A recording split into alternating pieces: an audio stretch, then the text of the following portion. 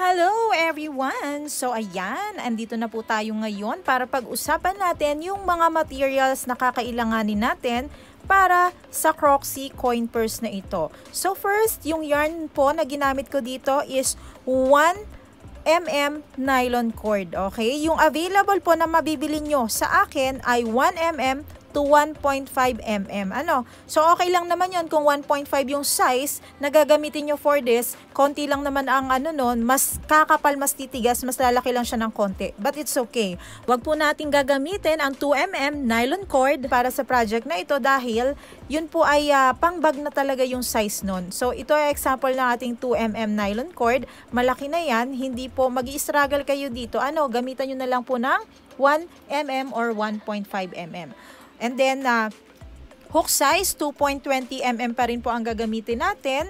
Kung ang hook po ninyo ay tulip or clover, 2.20mm. Kapag gagamit po kayo ng mga generic hook, okay na po yung 2mm. Handmade metal tag, sa akin nyo lang din po mabibili ito, pero marami naman po kayong pagpipilian sa Shopee. Okay? What else? Itong frame na to, ayan. So, itong mga materials na to from frame, handmade tag, nylon cord, at saka itong cream tube, ID hook, itong keychain ring, available po sa akin lahat yan. Pwede po kayong mag-PM dun sa pinsan ko para ma-assist po kayo. So, ganito yung available sa akin, yung naka-cone, which is 100 grams. Okay? Sa project na to, ang nagamit ko po dito is 55 grams. Okay? Pero, hindi po porke 55 grams ang nagamit ko, ay ganun din po sa inyo. Kasi magkakaiba po tayo ng tension. Maaaring less than 55 grams ang magamit ninyo or more than 55 grams. Okay? So, this is 100 grams. Isa lang po ang magagawa ninyong Croxie. Pero, yung susobra dito, pwede nyo naman po siyang gawing rose coin purse. So, ito, makakabuo kayo ng ganitong coin purse sa isang cone ng ating nylon cord. Okay? Ngayon, yung ibang kulay kasi hindi available doon sa naka-cone, kaya napipilitan akong bumili nung naka-hang na mas mahal po. So ito ay 50 grams lang. Okay? Hindi siya enough para makagawa ng isang Croxie coin purse. Kailangan kung bibili kayo, dalawang hank. Kasi hindi siya 50 grams talaga eh. 45 grams to 55 grams po ang bawat isa. Okay? So, wala na po ako kinalaman dun. Galing na po sa manufacturer or sa production na po yung issue ng weight niya. So, kahit ganun yung timbang niya, hindi pare-parehas, yung presyo po niya ay ganun pa din. Paki-check na lang po sa pinsan ko yung mga presyo nitong materials na ito. Para naman po sa selling price nitong ating coin purse na ito, na Croxie, ang presyo ko po nito is 225 pesos. Pero, pwede nyo po itong ibenta ng hanggang 300 pesos. Syempre, depende po yan sa cost ng materials ninyo.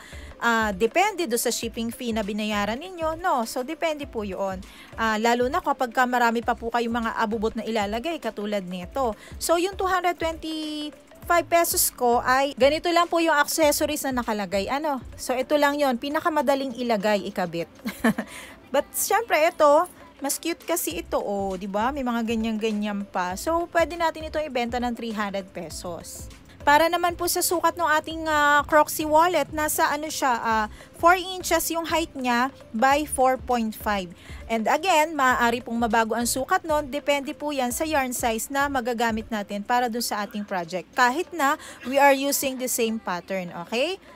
Para po pala doon sa may mga katanungan na kung pwede daw pong gamitin yung polyester, hindi ko po talaga siya recommended para sa ganitong project ha. Doon sa rose coin purse natin at saka dito sa Croxie, talaga pong kailangan gamitan siya ng nylon cord, okay?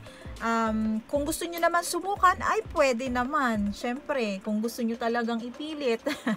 Pero not recommended po talaga. Kasi, kung pwede yun, di sana hindi na lang po ako gumamit ng ibang klase ng yarn. Sa dami ng stocks kong polyester dito, sana yun na lang po ang ginamit ko. Ayun, siguro naman ay na-mention ko na lahat ng mga mahahalagang detalye na maaari ninyong itanong. Kung sakasakaling may nakaligtaan ako, i-comment, ilagay nyo na lang po sa comment section yung iba nyo pang katanungan. Ayan, magkita-kita na lang po tayo sa tutorial ng aking Croxie coin purse na ito. Bye-bye!